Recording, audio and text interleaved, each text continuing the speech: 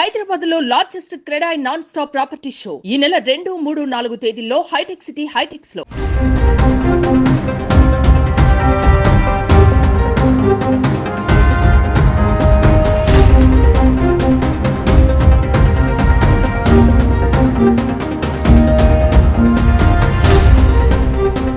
Breaking news చూస్తున్నాం. Visakhapatnam railway station లో భారీ అగ్ని ప్రమాదం చోటు చేసుకుంది.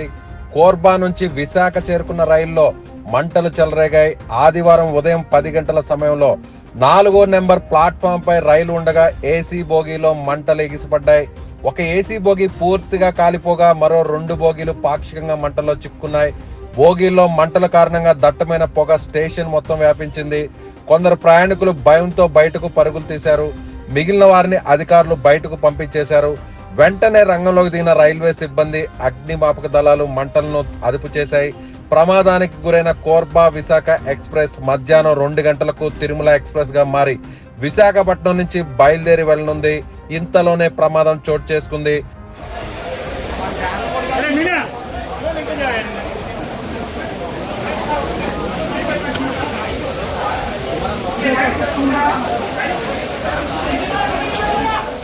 అయితే ప్రయాణికులు ఎవరూ లేని సమయంలో స్టేషన్ లో ప్రమాదం సంభవించడంతో అంతా ఊపిరి పీల్చుకున్నారు. రైలు ప్రయాణిస్తున్న సమయంలో ప్రమాదం జరిగితే భారీ నష్టం సంభవించేదని అధికారులు చెబుతున్నారు.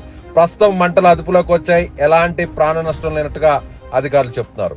అప్పుడు ప్రయాణికులు ఎవరు లేరండి, ప్రాణ నష్టం జరగలేదు, ఎవరికి గాయాలు తగలలేదు. ఇప్పుడు దర్యాప్తు జరుగుతుంది. దర్యాప్తు జరిగిన తర్వాత ఎందుకు షార్ట్ సర్క్యూట్ కాదా అని మనకు క్లారిటీ వస్తుంది. 7:30 పొద్దున 7:30 గంటలకు ప్రమాదం జరిగింది.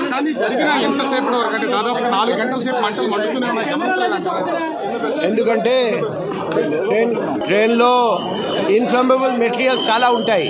అందుకే మంట అదుపులో తీసుకురావడానికి టైం పడింది. కానీ ఫైర్ సర్వీసెస్ డిపార్ట్మెంట్ చాలా చాకచక్యంగా, చాలా మంచిగా వెంటనే స్పందించి అదుపులోకి తెచ్చారండి. ఇప్పుడు బోగీస్ కూడా మేము ట్రాక్ నుండి షిఫ్ట్ చేస్తున్నాం. త్వరలో నార్మల్ మూవ్మెంట్ రిజ్యూమ్ అవుతుంది. అది ఎప్పుడు రిజ్యూమ్ అవుతుంది అది రైల్వే అథారిటీస్ మీకు తెలియజేస్తారు. కారణాలు అంటే ఆగి ఉన్నదాంట్లో ఏదైనా షార్ట్ సర్క్యూట్ ఏమైనా అయ్యి ఉండొచ్చా? కొందరు ప్రయాణికులు షార్ట్ సర్క్యూట్ వల్ల జరిగిందని చెప్తున్నారండి. కానీ కారణం ఏమిటి, ఇప్పుడు కేసు రిజిస్టర్ చేయడం జరుగుతుంది, దర్యాప్తు చేయడం జరుగుతుంది, ఫోరెన్సిక్ ఎవిడెన్స్ సేకరించి పరిశీలించడం జరుగుతుంది. ఫోరెన్సిక్ నిపుణులు అభిప్రాయం ఇస్తారండి.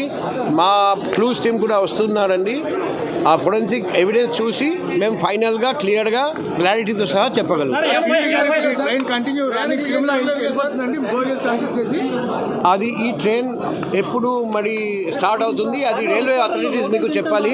మేము దర్యాప్తు గురించి మాత్రం చెప్పొచ్చు, అగ్ని ప్రమాదం గురించి చెప్పొచ్చు. జీఆర్పీ చేస్తారండి, ఎందుకంటే ఇది జీఆర్పీ పరిధిలోకి వస్తుంది.